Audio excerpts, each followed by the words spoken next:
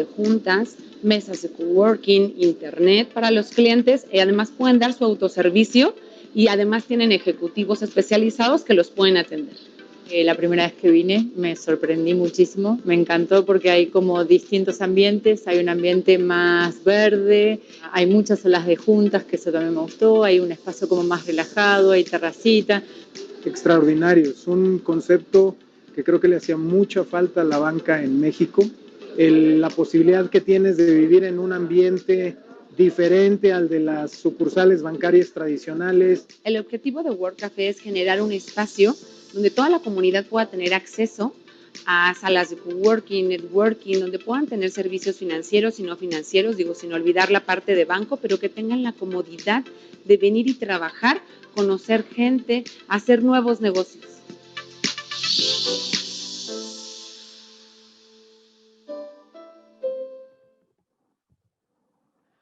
Como pudieron observar, es un concepto totalmente diferente y único en nuestro país. Espero que puedan vivir la experiencia Work Café cuando termine el tema de la contingencia y puedan disfrutar completamente de este espacio que es gratuito y está abierto al público. Les quiero dejar en pantalla los datos de contacto de Work Café, justo por si tienen alguna duda, pueden comentarnos, pueden localizar a los ejecutivos que ellos están especializados en temas de pyme, de particulares, de inversiones. Cualquier duda que les surja, les podamos ayudar a resolverlas. También en la parte de abajo cuentan con un chat para realizar preguntas acerca de la plática del día de hoy, ahí las cuales estaremos resolviendo al finalizar la charla. Sin más preámbulo, el día de hoy en nuestra plática Finanzas Empresariales en Tiempos de Pandemia, tengo el gusto de presentarles a nuestra invitada especial. Ella es Gabriela Cortés Martínez. Gabriela es consultora de negocios independiente, tiene experiencia de 12 años asesorando a emprendedores y empresarios. También es instructora certificada ante la norma Conocer en los estándares ECO 217 y ECO 301, Toastmaster nivel 3, docente a nivel licenciatura en asignaturas de finanzas y emprendimiento. Bienvenida, Gabriela. Muchas gracias, Miroslava. Gracias a ti, a Isabel Rodríguez y a la invitación de Work Café Santander por este espacio. Para nosotros es un gusto volverte a tener. La verdad es que creo que en la charla anterior nos fue muy bien y creo que en esta igual. Agradecemos que estés con nosotros y que seas parte de esta comunidad de speakers. Y pues con todo gusto te dejo el micrófono y tenemos a todos los espectadores escuchándote. Muchas gracias. Gracias. ¿Quieres compartir? Sí, en eso. Gracias.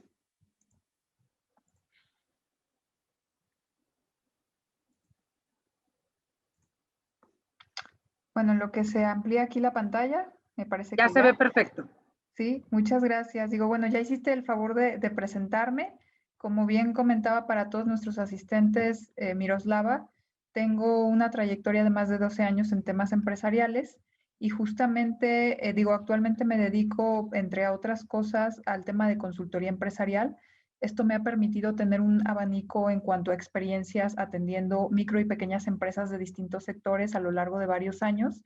Y además, pues en este año de pandemia que vivimos recientemente, pues nos pusimos creativos acá en la agencia donde colaboro y empezamos a generar contenidos vía digital a través de podcast y a través de programas de enlaces en vivo que más adelante me permitiré compartir por si es de su interés, puedan acceder a través de las redes sociales. Bien, pues quisiera iniciar con esta frase que, hablando en temas de finanzas, es un punto importante y ahorita lo vamos a entender.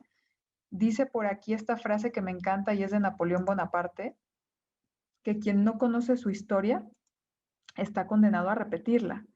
Y justamente si nosotros volteamos a ver la historia en el caso de nuestra nación, pues nos damos cuenta que hemos seguido cometiendo muchos errores. ¿Y qué tiene que ver esto con finanzas o con las finanzas empresariales o con las finanzas de las pymes? Pues resulta que en muchas ocasiones repetimos las malas decisiones que tomamos desde las empresas, ya sea como dueño de un negocio, como director, como gerente o como encargado o jefe administrativo en relación a la toma de decisiones. Entonces, a veces el no voltear a ver los históricos, las cifras, los números, las ventas, etcétera, nos puede llegar a propiciar o a provocar escenarios muy similares a los que ya hemos vivido. Particularmente, el 2020 ha sido un año disruptivo que nos vino a cambiar a todos en muchos aspectos, principalmente el económico, también evidentemente el sanitario, pero hubo mucho más atrás, ¿no? Hablamos también hasta cuestiones de afectaciones a nivel social, emocional en cada uno de nosotros. Pero en el tema de negocios, hubo empresas que a pesar de esta situación, y cuando hablo de empresas me refiero a micro y pequeños negocios, recordemos que más del 80% de los negocios que existen actualmente en México son pymes, y muchos de estos negocios, a pesar de la pandemia, pudieron sobrevivir y pudieron hacerle frente a sus situaciones. Otras, desafortunadamente, no tuvieron pues el mismo resultado. Y esto tiene que ver con las tomas de decisiones que se realizan de manera interna. Si bien es cierto que los factores externos, en este caso la pandemia, tienen una fuerte influencia en lo que sucede en todo el entorno del negocio, también es cierto que entre más fortalecidos estemos internamente, mejores decisiones podremos tomar. Entonces, la invitación es a que si tienes un negocio o quieres emprender un proyecto, lleves registros, lleves controles, conozcas la información y te involucres y no le dejes esta chamba, como decimos coloquialmente, y que la realidad es que en la micro y pequeña empresa se da mucho esto en la práctica, le dejamos la chamba al contador. El contador es el responsable de llevar esta información. Estoy de acuerdo que si tienes un contador externo para que te ayude con la parte fiscal, pues lo tienes porque a lo mejor tú no lo sabes hacer o no sabes cómo presentar tus declaraciones. Y en el caso de la información financiera, pues puede ser que el contador te ayude con algunas cosas. Pero la realidad es que la información financiera, los números, son los que te van a dar la directriz para la toma de decisiones y esa no es responsabilidad de nadie más que del que está al frente del negocio. Repito, llámese dueño, director, gerente, jefe administrativo, etcétera, en cualquier escala, ¿sí? Sea una micro, una pequeña, una mediana o una gran empresa. Las grandes empresas toman decisiones en función a números. Las pequeñas empresas debieran hacer lo mismo, siguiendo un poco esta línea de principio de orden y administración. Y en la práctica no lo hacen. Y no lo hacen por muchos factores. ¿Sí? Entiendo que la naturaleza de las pymes al momento de operar es muy distinta a la de una gran empresa. Las pequeñas empresas, pues muchas veces es una sola persona la que atiende ese negocio y cambia, ¿no? El contexto. Pero debieran tener un principio de orden o al menos la invitación o el mensaje a través de esta frase es que si no aprendemos a administrarnos, si no aprendemos a voltear a ver al pasado para ver qué sucede con nuestra empresa, con los números, con el comportamiento de las ventas, con el nivel de gasto y con el manejo de presupuestos, difícilmente voy a seguir adelante con una buena trayectoria, al menos en la parte financiera para mi negocio. Entonces, aquí el punto de reflexión es el siguiente.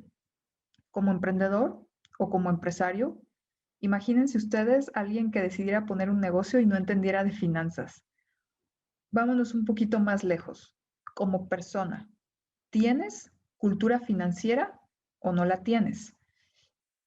Esto lo comparto porque también he visto en la mayoría de las pymes que atendemos acá desde la agencia de consultoría, tienen esta problemática o este mal hábito, vamos a decirlo así, de mezclar el dinero del negocio con el dinero de la familia. Me queda claro que si una familia tiene un negocio es porque probablemente de ahí vivan, de ahí perciban su ingreso y no tienen un empleo con un sueldo fijo. Pero tendremos que aprender a separar porque esta mezcla y el estar metiéndole mano a la caja del dinero donde está del dinero del negocio, pues es la causa raíz de muchos de los problemas en el caso de la mayoría de las micro y pequeñas empresas, porque no separan. Y la manera más sencilla o más práctica de solucionar este problema es que los mismos emprendedores o empresarios se fijen un sueldo de los propios ingresos del negocio, para entonces sí, del sueldo, delimitar los gastos que yo tengo a nivel personal o familiar y no seguirle sacando al negocio o drenar el negocio. Y por ahí se me viene a la mente una frase que luego dicen por ahí que es empresario rico, empresa pobre, es que están drenando el negocio.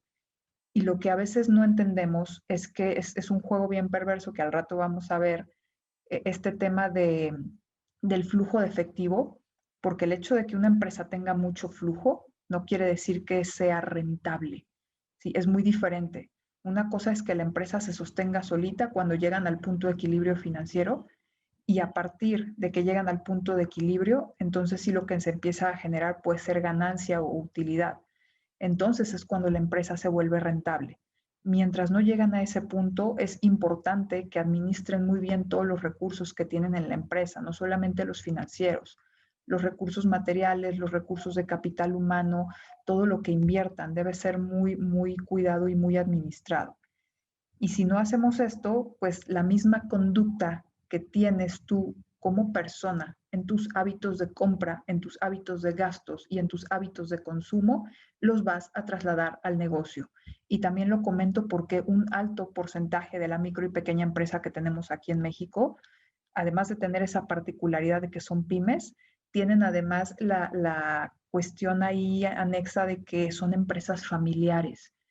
Y estas empresas familiares donde están metidos la pareja o los hijos o los abuelitos o los hermanos, y se hace, como decimos, ¿no? No es lo mismo empresa familiar que familia empresarial, ¿sí? Entonces vamos entendiendo un poco estos conceptos, y mientras no haya un principio de orden, cualquier integrante de la familia, como todos se sienten dueños del negocio, va a llegar a meter mano al cajón del dinero y van a desbalancear financieramente el negocio.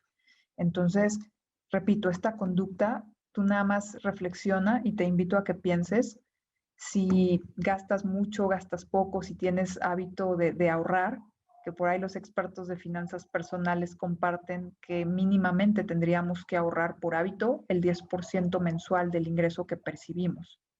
Mínimamente el 10%, idealmente el 30% de nuestro ingreso mensual. ¿Y por qué se expresa en porcentaje? Porque no es lo mismo ahorrar el 10% de un sueldo de 10,000 pesos que ahorrar el 10% de un sueldo de 25,000 pesos. Y a medida que va aumentando nuestro sueldo, lo que tendemos a hacer nosotros como individuos, y es completamente normal, es a gastar más. Queremos incrementar nuestro nivel de vida, nuestro estilo de vida. Eso es muy válido y es muy aceptable. Nada más que al mismo ritmo que gastamos, tendríamos que empezar ahorrar más. Entonces, por eso dice mínimamente el 10, idealmente el 30%. Y ya no es lo mismo ahorrar el 30% de 10,000 pesos que el 30% de un sueldo de 25,000, por darles esos ejemplos. Y entonces recuerden que esa conducta que ustedes tengan de hábitos de consumo y de gasto a nivel personal, la van a trasladar a su gasto familiar si ya tienen responsabilidad de una familia, y más aún al negocio. ¿Sí? Esas conductas las trae uno. Entonces es importante empezar a identificar esto y a adquirir, a aprender, a investigar o a prepararnos, a capacitarnos en todos estos temas que tienen que ver con cultura financiera. De manera muy general, digo, la charla se llama Finanzas en tiempos de pandemia. ¿Y qué sucede? Digo, vamos entendiendo un poco el concepto, ¿no? A manera de introducción. Las finanzas, de manera sencilla, nos dicen por ahí también algunos autores, que es esta rama de la economía que estudia el movimiento del dinero entre, dice ahí, personas, empresas o el Estado, que al final de cuentas es el gobierno. Estos tres, personas, empresas y gobierno, son los agentes económicos que movemos dentro de México el flujo del dinero. Y además, ¿sí? Las finanzas estudian la obtención de este dinero y de cómo se administra, ¿sí? Para lograr objetivos específicos. En el caso de nosotros a nivel individual, como ahorro, pues está bien que ahorremos, pero también es importante que nos fijemos un objetivo financiero. Está bien ahorrar para tener un respaldo, para tener un colchón que nos permita hacerle frente a situaciones difíciles económicas, como ahora lo de la pandemia y que mucha gente se quedó sin trabajo y gracias a que tenían ahorros pudieron enfrentar estos meses de crisis. Y la otra también es que se fijen un objetivo financiero, y por objetivo financiero puede ser lo que cada uno de ustedes considere o delimite. quiero comprarme un coche, quiero comprarme a una casa, quiero irme a un viaje, digo, ya cuando se pueda, ¿verdad? Viajar a Europa un mes. En el caso de la empresa, también tendrían que fijarse objetivos financieros. Quiero comprar esta maquinaria, quiero comprar un local para ya no pagar renta, quiero comprar una camioneta, etcétera, etcétera. Y entonces empecemos a entender que cuando sabemos administrar el dinero, tenemos reservas y además nos fijamos objetivos, pues estamos empezando a involucrarnos en el proceso. ¿Qué hacer en estos momentos de pandemia? Digo, y me encanta porque pareciera que tenemos que encontrar el hilo negro de las soluciones que van a venir a despertar toda esta situación y de los negocios que ahorita no están muy bien, ¿no? Por la economía y por todo lo que está sucediendo. La realidad es que no se trata de encontrar el hilo negro, se trata simplemente de tener disciplina, de ser administrados y de tener orden.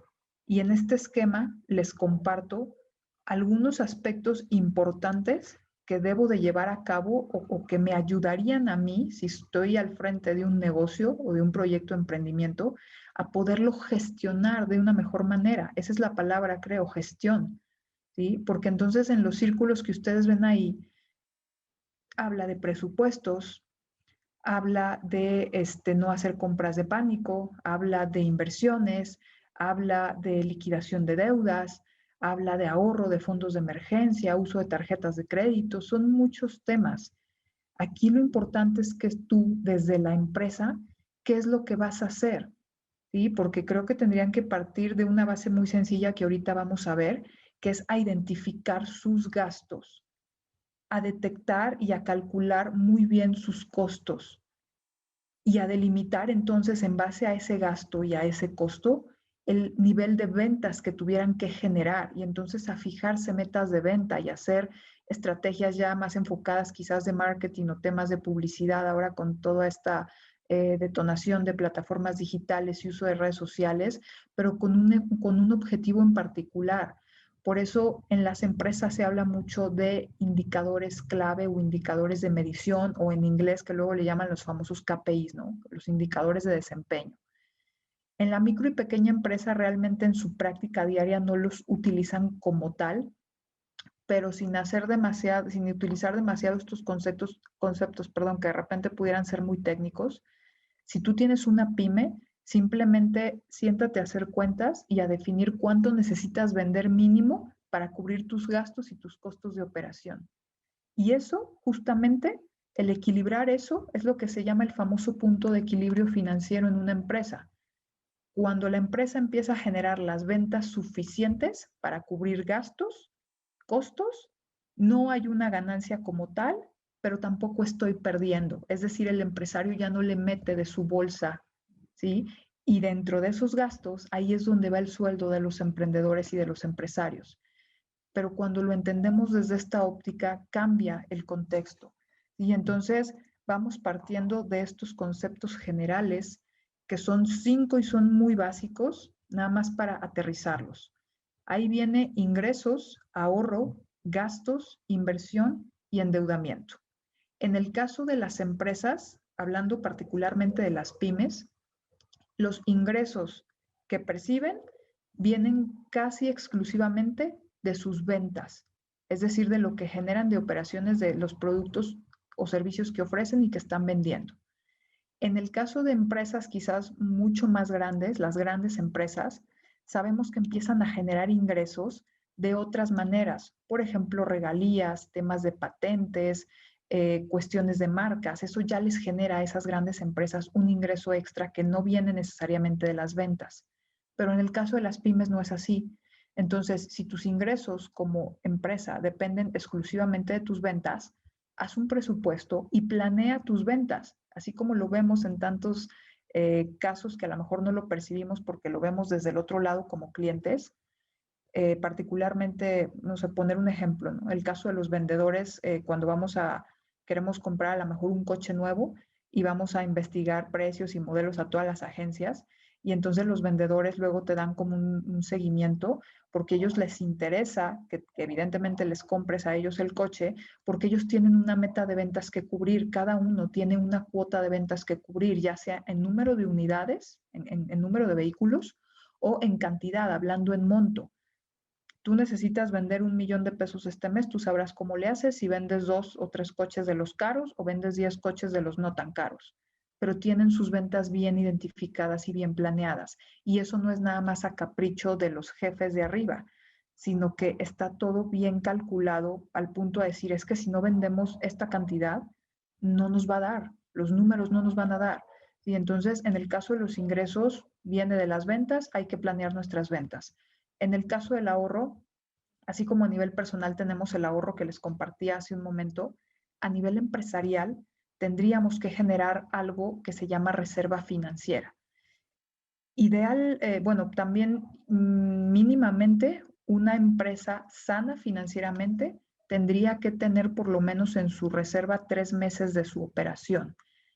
Es decir, a mí la empresa me cuesta operarla, venda o no venda, X cantidad de dinero. Porque aunque ustedes no vendan, van a tener que pagar seguramente una renta de local o de oficinas, van a tener que pagar sueldos y dependiendo de la cantidad de empleados, pues es el tamaño de la nómina, van a tener que pagar servicios y una serie de cuestiones que a ti te cuestan indistintamente a que vendas o no. El negocio está operando y por tenerlo abierto ahí en atención al público, a ti te cuesta. Entonces, saca la cuenta de eso, multiplícalo por 3 meses y eso sería lo que tú tendrías que tener de reserva financiera mínimamente. Y a veces no es suficiente y lo vimos el año pasado con la pandemia. Estamos a más de un año, digo, ahorita ya empezamos con este tema de la vacuna y todo, pero fueron 6 meses, los primeros 6 meses después de que llegó aquí a México el COVID, de marzo hasta agosto, septiembre, fueron meses muy críticos a nivel economía. Y muchas empresas desafortunadamente tuvieron que cerrar porque no tenían las reservas suficientes para hacerle frente a sus gastos y además las ventas bajaron, porque sabemos que particularmente aquí en Jalisco pues hubo varios cierres importantes de 10 días, 15 días, que pues simplemente tronó a las empresas. Y las que medio pudieron salir adelante y medio pudieron sobrevivir es porque quizás tenían una reserva financiera que excedía sus 3 meses. Hay algunas empresas que tenían hasta 6 meses de reserva. Y además de que, bueno, en algunos momentos no todos los giros se vieron tan restringidos, hubo unos más que otros, y pues con lo poquito de ventas que generaban más sus reservas, pues pudieron salir adelante. Esa es la importancia de tener reservas. En el caso de los gastos, acuérdense que tenemos, el gasto es algo que se eroga para la operación del negocio. Normalmente son gastos administrativos, gastos de operación, gastos de ventas, esos van en función y están inmersos, ¿sí? Entonces, identifiquen por favor cuáles son sus gastos. Hay unos que son fijos, como la renta y los sueldos. Hay otros que serán, que fluctuarán un poquito más, que luego son los variables o que también luego son los costos variables. Los costos van en función a lo que venden. Cuando una empresa empieza a vender más, sobre todo si es del sector industrial, es decir, fabrican, producen o elaboran, si empiezas a vender más, casi de la mano, tus costos variables se van a ir para arriba también. ¿Por qué? Porque si vendo, por poner un ejemplo, ¿no? Yo fabrico calzado, zapatos. Ya tengo más clientes, me están pidiendo más pares de zapatos, entonces vendo más, necesito comprar más materia prima para armar más zapatos y vender más piezas. Entonces, a medida que aumenta mi venta, aumenta mi costo. Eso es casi de la mano. ¿Sí? Luego ahí entra este concepto que a mí me encanta, que son inteligencia de negocios, encontrar la manera de seguir generando más ventas sin inflar demasiado mi costo. ¿Sí? Ahí es las estrategias para bajar costos, que quizás tenga que ver con hablar con tus proveedores, que te mantengan un precio, qué sé yo. ¿Sí? Entonces, es importante que identifiquen los gastos y los costos. Habla también por ahí un tema de inversión. Bueno, la inversión, recordemos que puede darse en muchos aspectos. Un ejemplo, y me encanta de tema de inversión, es la capacitación que le puedes dar a tus empleados. La mayoría de los empresarios, de empresas de todos los tamaños, ven la capacitación más como un gasto que como una inversión. Y al final, el tema de que tu personal esté bien preparado, bien capacitado, esté contento con su trabajo, esté a gusto en todo el entorno, se siente parte, que es un poco también el tema a nivel recursos humanos de sentido de pertenencia, pues el tema de capacitarlos es más una inversión que un gasto, pero volvemos al tema, además de la falta de cultura financiera aquí en México, hay falta de cultura empresarial. Y muchos empresarios dicen, no, yo no le voy a pagar una capacitación a esta persona porque yo sé que entonces luego a lo mejor en 1 o 2 años, ya que lo tenga yo bien preparado, se va a ir a otra empresa donde le paguen más.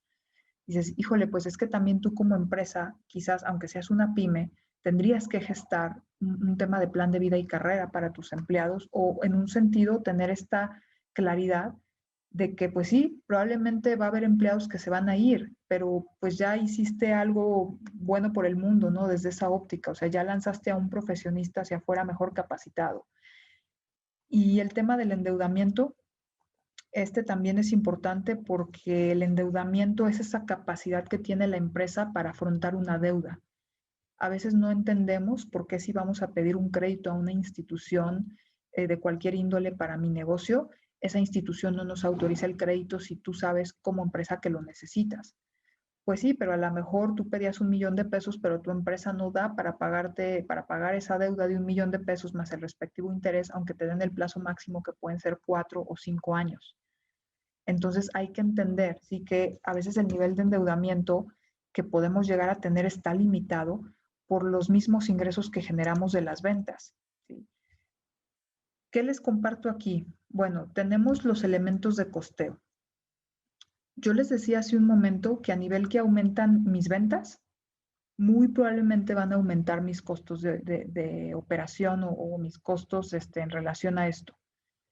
Primero, identifiquen qué tipo de costos tienen en su negocio, porque cambia mucho si es un negocio del sector industrial, si es un negocio del sector comercial o si es un negocio del sector servicios, ¿sí? Comercio, industria o servicio.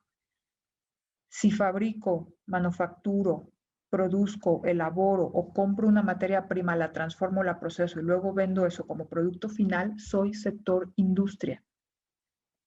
Si nada más compro mercancía y la revendo con mi porcentaje de ganancia, soy comercio. Y si doy si lo que hago es brindar servicios por algo que yo sé hacer y que puedo cobrar por eso, pues sector servicios, ¿no? El tema del costeo viene más complejo cuando es un sector industrial, porque vienen involucrados muchos elementos, aunque pareciera sencillo, ¿no? Y estoy hablando de negocios, nuevamente, pymes, negocios que venden comida, tacos, cena, etcétera, ¿sí? Negocios que tienen que comprar una serie de elementos, en este caso de ingredientes o de materia prima, para producir un alimento y ese es el producto final que le venden al cliente. Y entonces luego es bien complicado para muchos empresarios decir, híjole, pues es que cómo costeo este desayuno, este plato de chilaquiles o este plato de cena que vendo, ¿no? Pues es importante porque a medida que aumenten tus ventas, esos costos se van a incrementar. Y además de que cada año, pues ya sabemos que hay un tema ahí de rebote de inflación y hay un alza de precios. Entonces, aquí la invitación es que ustedes identifiquen sus 3 elementos de costeo. Aquí les voy a dar este tip. El costo, los costos variables normalmente vienen inmersos con 3 factores. El primero es mano de obra, el segundo es materia prima, mercancías o insumos, y el tercero son los famosos gastos indirectos de fabricación. Si eres del sector industrial, probablemente vas a tener inmersos estos 3 elementos de costeo para hacer la aclaración y puntualizar. Les dije mano de obra. La mano de obra, ojo, es muy diferente al tema de sueldos. Si yo tengo un negocio de un taller de maquila de pantalones de mezclilla, tengo que definir desde mi modelo de negocio cómo le voy a pagar a las costureras que están conmigo haciendo esos pantalones. ¿Les voy a pagar un sueldo fijo, independientemente a la cantidad de pantalones que me produzcan? o les voy a pagar a destajo, el famoso destajo que es la mano de obra, es decir, te pago una cantidad por cada pantalón producido, ¿sí? Entonces, eso lo definen desde la concepción del modelo de negocio. Normalmente en el sector industrial y particularmente, sobre todo en estas grandes compañías, empresas que luego tienen plantas de producción y tienen obreros, se maneja casi siempre que les paguen un sueldo fijo y les pagan horas extras cuando hay que quedarse más tiempo o les pagan este famoso destajo por cada pieza. Entonces, regresando a este ejemplo, pues ese es el concepto de mano de obra. ¿Sí? Tengo 3 costureras y les pago destajo o a destajo por cada pieza de pantalón armada. Luego viene el otro concepto que es materia prima, insumos o mercancía. Regresando al mismo ejemplo de los pantalones de mezclilla. Para hacer los pantalones necesito mezclilla, necesito hilo, necesito cierres, necesito botones. Esa es mi materia prima para fabricar o producir ese producto final que yo vendo hacia afuera. Y el último es los gastos indirectos de fabricación. Estos son un poco más complicado quizás detectarlos. Hay que analizar muy bien el modelo de negocio, pero en este ejemplo que les estoy dando, pudiera ser el caso de un gasto indirecto. ¿Sabes qué? Pues tengo 5 costureras, cada una tiene su máquina de coser y no les di mantenimiento a tiempo y entonces 2 de las máquinas ya tuvieron una falla, entonces le tengo que hablar al técnico para que venga a revisar las máquinas y muy probablemente va a tener que hacer unas reparaciones y comprar algunas piezas. Esos son gastos indirectos de fabricación, el tema de mantenimiento, en algunos casos la luz, ¿sí? Que se gasta porque se requiere más o menos cantidad de luz en función a la cantidad que se produzca o se deje de producir. Y también en algunos casos pudiera ser la gasolina. Entonces, esos son los elementos que involucran el tema de los costos variables. Repito, mano de obra, materia prima, insumos o mercancía y gastos indirectos de fabricación. Esto que les mencioné ahorita, estos 3 factores, entran en costos variables en el segundo punto que ustedes están viendo en la pantalla. Los gastos fijos es mucho más fácil identificarlos. Son fijos porque son permanentes. Venda o no venda en mi negocio, son gastos que están inmersos ahí, que son parte de la operación. Los ejemplos más claros y puntuales de esto, y normalmente los que más les absorben a las micro y pequeñas empresas, es el pago de renta y el pago de sueldos. Esos son fijos porque están ahí presentes mes a mes. Vendas o no vendas, los tienes que pagar. ¿Sí? Y dependiendo del modelo de negocio, hay muchos gastos que son fijos. ¿Sí? Hay muchos gastos que están por ahí inmersos que no puedo dejar de hacer o que no puedo prescindir de ellos. Y el último concepto de aquí de esta lámina dice por ahí punto equilibrio. Sin meternos en demasiado rollo de tecnicismos, financieramente hay 2 fórmulas, o bueno, 2 principales para poder obtener el punto de equilibrio. Una es para que la saquen en unidades, es decir, en cantidad de unidades que debo vender para llegar al mínimo requerido, y la otra es para sacarlo en monto, es decir, en cantidad de dinero. Depende también del modelo de negocio cuál fórmula se aplica mejor. En el caso de unidades pudieran ser, no sé, negocios que venden un solo producto o una sola línea de productos, o a lo mejor, poniendo un ejemplo muy concreto, las taquerías, ¿no? Pues, ¿qué venden? Tacos, no venden otra cosa. Oye, pero son tacos de diferente relleno.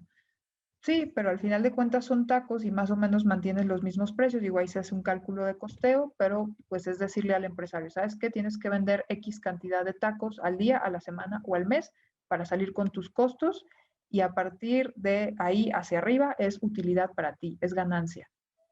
¿Sí? En el caso de la otra fórmula de monto, esta se aplica cuando normalmente tengo un negocio y vendo muchos productos o una línea muy grande de productos y tengo, o si son servicios, pues también tengo muchos servicios. Porque de repente luego es bien complicado calcularlo por unidades, porque para calcularlo en unidades vendidas tengo que identificar lo que en mercadotecnia llaman como producto A o producto estrella.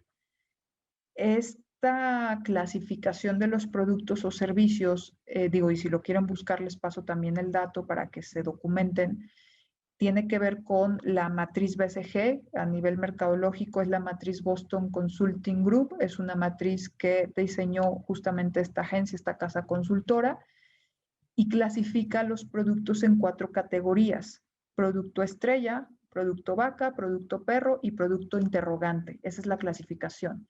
Y en el caso del punto de equilibrio, para obtenerlo por unidades, se hace sobre el producto estrella, que de acuerdo a esta categorización, el producto estrella es el que más se vende, el que más se mueve, el que más fácilmente se desplaza en el mercado.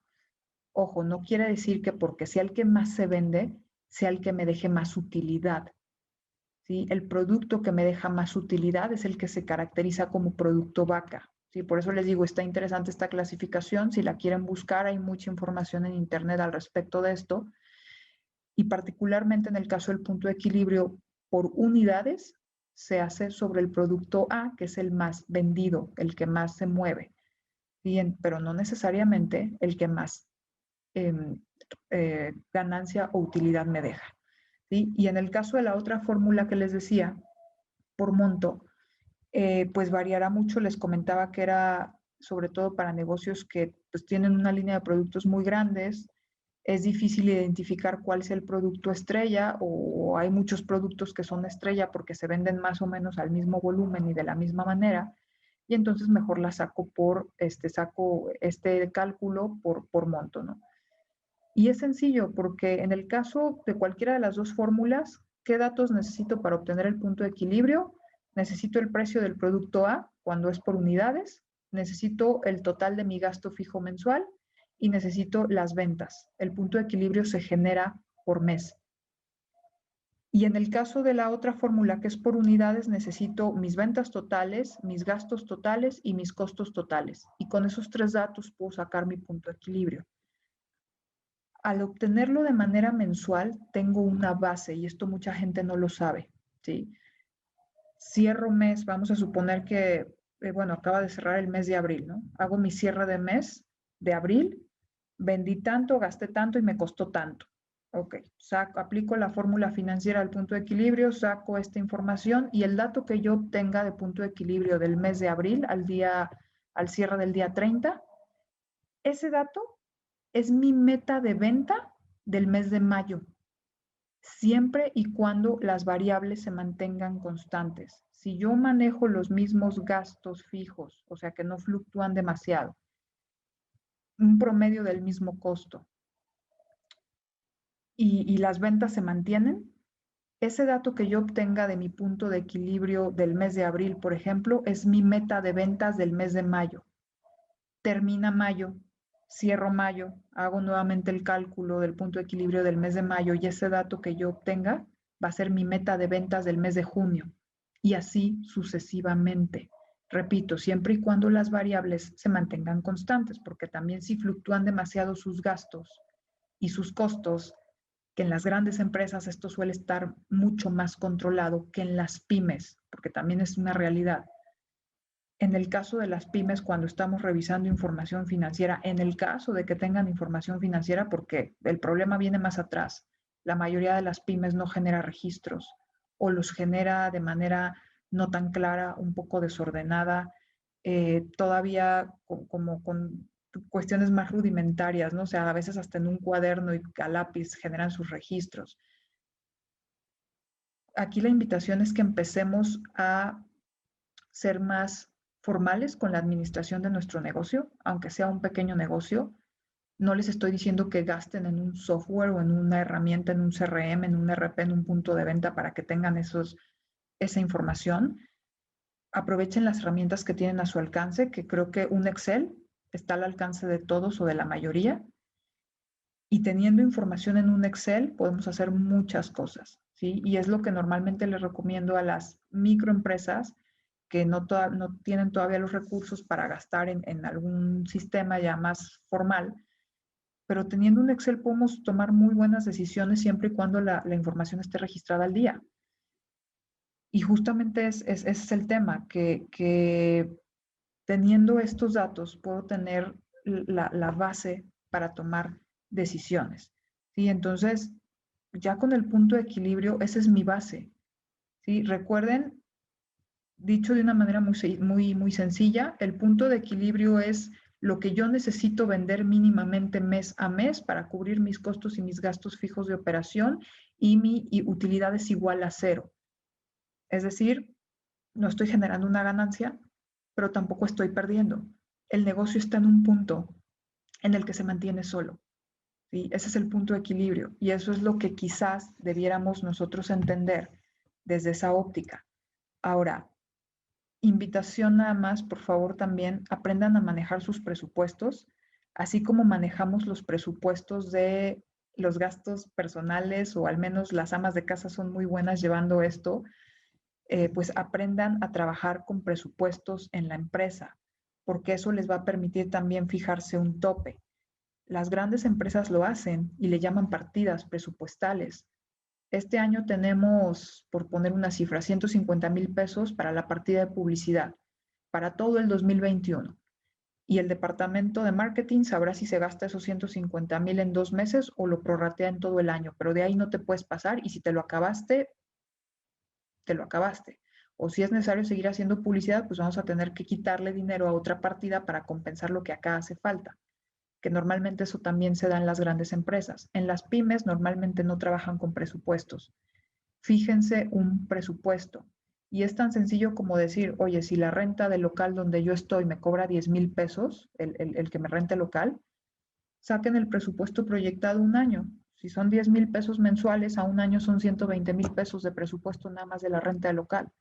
No quiere decir que los tengan que tener, pero sí les va a servir para, o sea, que los tengan que tener en ese momento, sino que estamos hablando de la proyección de un año en pago de rentas, pero entonces eso les va a dar una idea simplemente de la cantidad de ventas que tienen que generar para cubrir ese compromiso, más su proyección de sueldos, su proyección de pago de servicios, lo que ustedes estimen en función a la experiencia que tengan.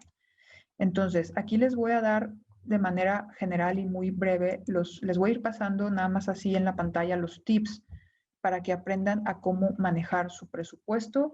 Hay que llevar una periodicidad, hay que registrar todos los pagos que están haciendo, hay que calcular las ganancias que están teniendo, ¿sí? Si están teniendo utilidades en comparación de lo que están gastando. Tener todo muy bien calculado, incluso ahí en el punto 4 les puse que les recomiendo trabajar en una hoja de Excel para no complicarnos demasiado la vida y estarlo revisando de manera regular, ¿sí? Estar haciendo este seguimiento, porque nada sirve que tengan todo bien planeado, decir, sí, voy a hacer un presupuesto, sí, ya lo tengo aquí aterrizado en un documento, en un Excel, empiece a correr la operación del negocio de ese año y ese presupuesto quedó ahí guardado en el cajón, en un archivo de una computadora y no le dieron seguimiento. Aquí tenemos lo que es el flujo de caja, un ejemplo. Miren, voy a pasar esta lámina porque creo que les puedo explicar mejor con estas imágenes.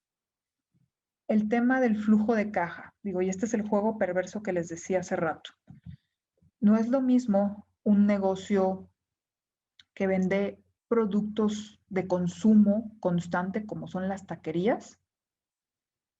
Las taquerías venden todos los días tacos, ¿sí? Aquí en el país hay una taquería en cada esquina. Y todos los días venden porque es un producto de consumo básico, cubres una necesidad básica que también les recomiendo que se metan a investigar o a ver lo que tiene que ver con la pirámide de necesidades de Maslow. Es una pirámide interesante porque este autor clasifica las necesidades que tenemos todos como seres humanos de una escala mayor a menor, independientemente a la edad, al género, a la condición social, a la condición socioeconómica, a las preferencias que tengamos de una u otra cosa, tenemos que cubrir necesidades. Y la primera escala de esa pirámide es el cubrir necesidades fisiológicas y entre ellas está la alimentación. Entonces, estos negocios que venden comida, pues son de flujo constante. Hay un alto flujo de ingresos, un alto flujo de caja, ¿sí? Porque venden todos los días. Versus el negocio que tienen de su lado derecho, un negocio que vende bicicletas, patines, patinetas y todo lo que tenga que ver alusivo a esos temas. Y entonces no se venden bicicletas al mismo ritmo que se venden tacos. Estos negocios probablemente vendan una bicicleta a la semana y además tendrán por ahí quizás servicios complementarios de taller de bicicletas, pero no es el mismo flujo, ¿sí? Y ustedes me dirán, pues sí, pero no cuesta lo mismo unos tacos que una bicicleta, me queda claro. Cuando hay un flujo corto, es decir, cuando hay un flujo más lento, como en el caso de estos negocios de bicicletas, quizás se vuelve más sencillo para la persona que está detrás, para el empresario o el administrador, justamente gestionar la lana que está ingresando a ese negocio, porque es más lento el flujo. Pero cuando un flujo es más acelerado y es más constante, como en el caso de las taquerías, se vuelve un juego bien perverso, porque mentalmente y psicológicamente tengo la idea de que como me está entrando dinero todos los días, pues entonces hay lana, no pasa nada. Pues sí, pero estos negocios de flujo rápido, al mismo nivel que ingresa, ¿qué creen? Al mismo nivel que sale. Porque como están vendiendo todos los días tacos, todos los días tienen que ir a resurtir tortillas, carne, etcétera, etcétera. Entonces cambia. No es que tengamos preferencia por un negocio o por otro, es simplemente entender cómo funciona el flujo de caja. ¿Sí? Y por ahí abajo viene otro que está un poquito tapado con la etiqueta, que es un gimnasio. Y estos modelos de negocio particularmente también les sucede algo. Eh, Son negocios que no tienen una venta plana, es decir, tienen momentos álgidos de venta en el año. Y en el caso de los gimnasios, el primer trimestre del año es cuando más ingresos tienen por ventas de membresías o de inscripciones. ¿Por qué? Porque venimos de un tema de diciembre, de cierre de año, con todo este rollo de los propósitos de año nuevo y de bajar de peso. Mucha gente va y se inscribe a los gimnasios y, ojo, pagan la anualidad, no solamente la mensualidad, pagan todo el año. Entonces uno como cliente, pues te despreocupas, yo no vuelvo a pagar en todo el año y pues ya sabré si voy o no voy al gimnasio. El gimnasio de este lado recibe ese ingreso y luego es lo que le sucede mucho también, pues ahorita es época de bonanza, pues entró mucha lana, pues sí, pero lo que no has visualizado a lo mejor es que ese cliente ya te pagó por adelantado 12 meses. Tú vas a seguir teniendo gastos esos 12 meses y si no administras, presupuestas y prorrateas esa lana, puedes llegar a tener problemas financieros. Claro, esto se puede compensar siguiendo con el tema de vender más membresías y captar más clientes y lo que ustedes planteen como temas de ventas, ¿no? Como estrategias. Pero a veces no lo entendemos así. Hay negocios que pueden tener un alto flujo y hay negocios que no. Y el hecho de que tengan un alto flujo, como son, por ejemplo, las taquerías, no quiere decir que sean rentables.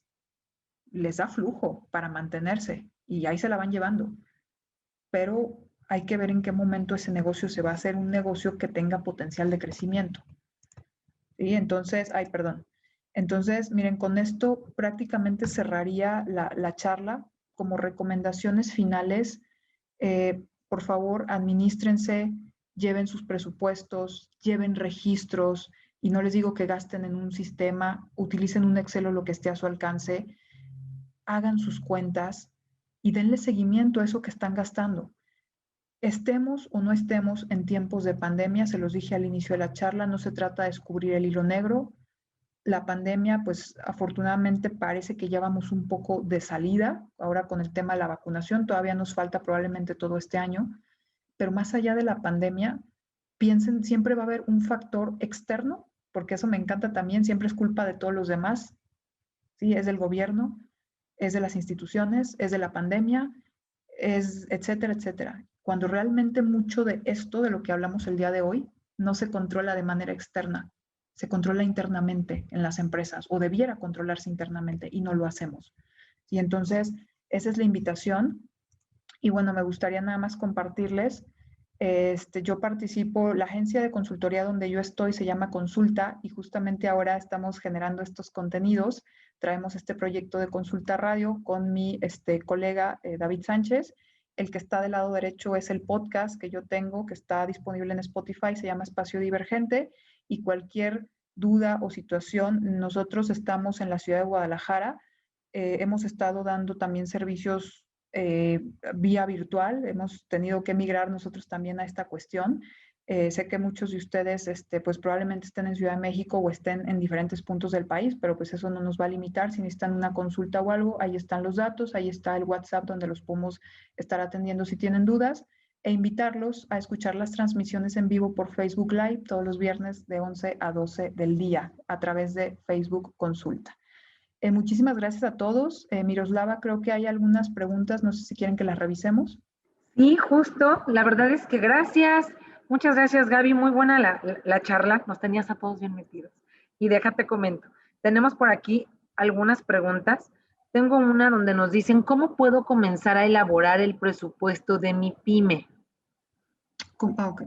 Miren, primero saquen sus cuentas, como el ejemplo que les di de cuánto tendría que pagar de renta, de sueldos, de todo lo que ustedes consideren como parte de su negocio. Multiplíquenlo por 12 para proyectar el año completo y ese sería como el presupuesto que ustedes necesitarían para operar la empresa un año. Repito, no es para que se asusten, no quiere decir que tengan que tener esa lana aquí físicamente ya, ¿no? Es lo que van a requerir para que el negocio opere. Entonces, en base a eso, proyecten sus ventas y hagan un seguimiento puntual mes a mes, que es lo que hacen las grandes empresas, hacer su cierre de mes para ver cómo quedaron. ¿Sí? Tan sencillo como eso. Muchas gracias, Gaby. Nos pregunta Luis Martínez, ¿cuál es el nivel de deuda o de préstamo ideal que debe tener una pyme? ¿Qué factores debo revisar al momento de solicitar un financiamiento y en qué momento? Bueno, en relación a lo primero que comentaste, yo les recomiendo y por mi experiencia que el nivel de endeudamiento de una empresa no vaya más allá del 30% de su capacidad de pago. El segundo punto, si me recuerda, es que estaba un poquito larga. Sí, es que decía, ¿cuál es el nivel de deuda ideal para tener una pyme y qué factores debo revisar al momento de solicitar el financiamiento o en qué momento? Factores. Bueno, contestando más rápido el último punto, ¿en qué momento? El mejor momento para pedir un crédito para una empresa es cuando no lo necesitas, porque te puedes financiar sin endeudarte. Ahora, si lo pides porque lo requieres, nada más hay que entonces ver las condiciones que tiene que ver con el segundo punto de la pregunta. Revisen por favor la tasa de interés y el CAT, porque a veces la tasa de interés viene con un dato, digo, y aquí está Miroslava que está en Santander y que no nos va a dejar mentir, y que luego está del otro lado el CAD es el costo anual total y es lo que vas a terminar pagando realmente por ese crédito, más que la tasa de interés. Entonces, siempre revisen que más o menos la tasa de interés y el CAD estén al mismo nivel promedio. Si el CAD está muy disparado o muy por encima de la tasa de interés, es un crédito muy caro para las pymes. Muy bien, muchas gracias, Gaby. Viene Mario Torres, nos pregunta, ¿cuál es el porcentaje destinado para renta en una pyme? Porcentaje destinado. Híjole, pues es que aquí tendría que ver el modelo de negocio, pero miren, como dato general, los gastos, costos y demás no tendrían que rebasar más allá, digo, y me estoy yendo muy arriba del 60%, porque entonces piensen que si de lo que yo genero de ventas en un 100%, el 60% se me va en gastos y en costos, y luego, pues aparentemente me queda el 40% y digo aparentemente de utilidad, entre comillas, porque luego viene un tema que es pago de impuestos, reparto de utilidades, etcétera, gastos financieros, y entonces nos queda ya como un 10, ¿no? Entonces, traten de controlar que no sea más allá del 50, hablando en total. Muchas gracias. Marco Aurelio Melgoza nos pregunta, ¿es prudente acercarse a cámaras u organizaciones empresariales antes de iniciar un negocio o posteriormente a la puesta en marcha? Yo creo que en los dos momentos se puede hacer. Lo que pasa es que son etapas. Cuando estás emprendiendo, pues quizás tienes mucho desconocimiento todavía del sector o del área en la que estás incursionando este emprendimiento, o puedes tener mucho conocimiento en el sector, pero no sabes ser empresario, porque es lo que les pasa a la mayoría de los micro y pequeños. Son expertos en lo que hacen, son muy buenos mecánicos, muy buenos haciendo pasteles, muy buenos en lo que saben hacer, en su oficio, pero no es lo mismo eso a ser empresarios. Entonces hay que formarnos y hay que capacitarnos. Creo que en ambos momentos, sobre todo al inicio, antes de emprender un proyecto, antes de aventarte a gastar, a invertir, etcétera, prepárate, capacítate y durante el proceso también síguete formando y síguete especializando dependiendo del rol que vayas a adquirir tú mismo en tu negocio.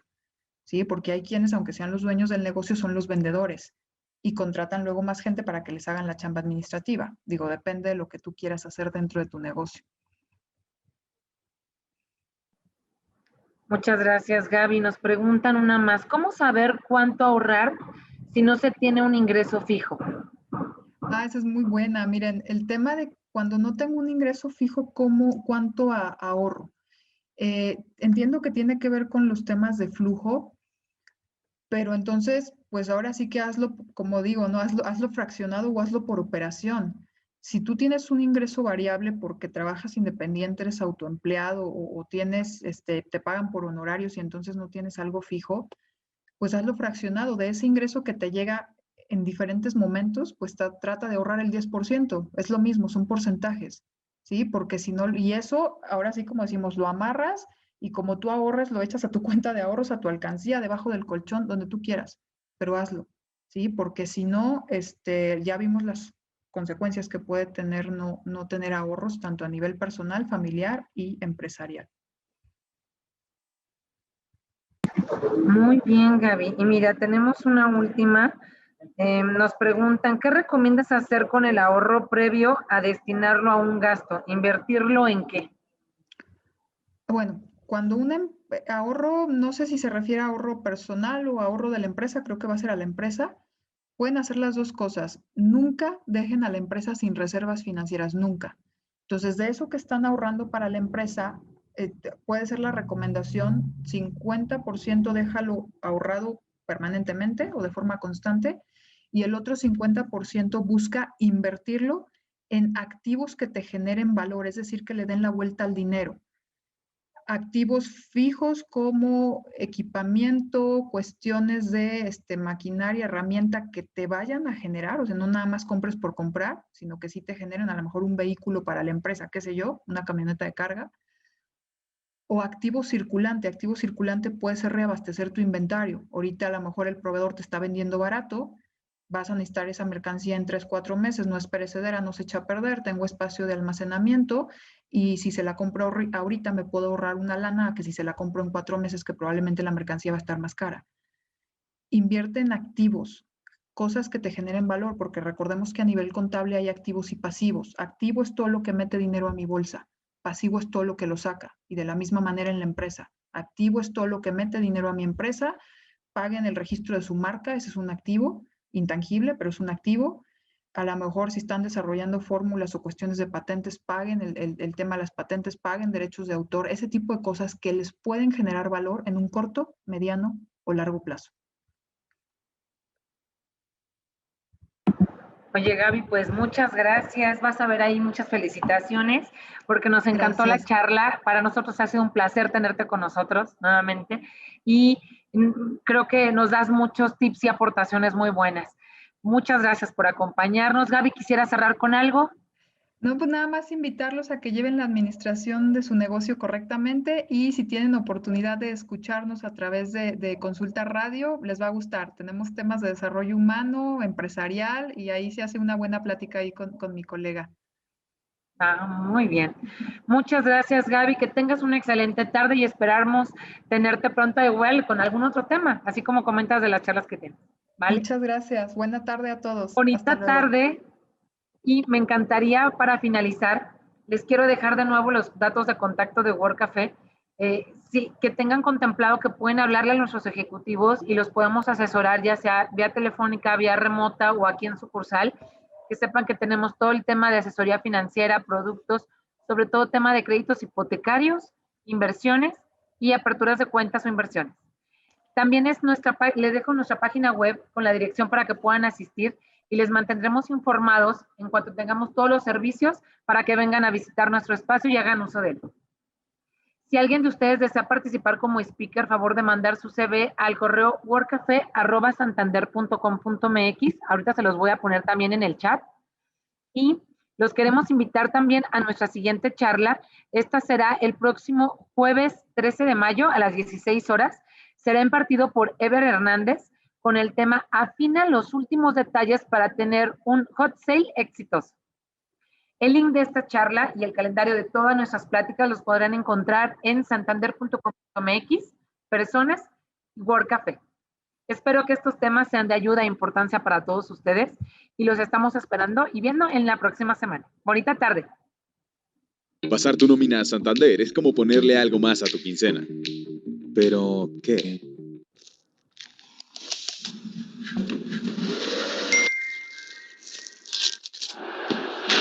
Si haces tu portabilidad y traes tu nómina a Santander, podrás tener una tarjeta de crédito, retirar del cajero de cualquier banco, acceso a Santander Plus, el programa que te regala dinero por hacer lo que ya haces. Algunos seguros gratis. Pero eso no es todo. Bajamos las tasas para los préstamos personales. Contrata tu crédito automotriz con una tasa más baja. Tasa preferencial en inversiones. Bonificación de 2 mensualidades en seguros. Bonificación de comisión por apertura en crédito hipotecario. Anualidad gratis en una tarjeta de crédito. 2 retiros al mes en cajeros de otros bancos. Seguro por muerte accidental. Asistencia funeraria. Te bonificamos por domiciliar los servicios en el programa de Santander Plus. Acceso a banca digital Supernet, Supermóvil y Superwallet. Si aún no tienes tu nómina con nosotros, pregunta en esta sucursal y dale más a tu quincena.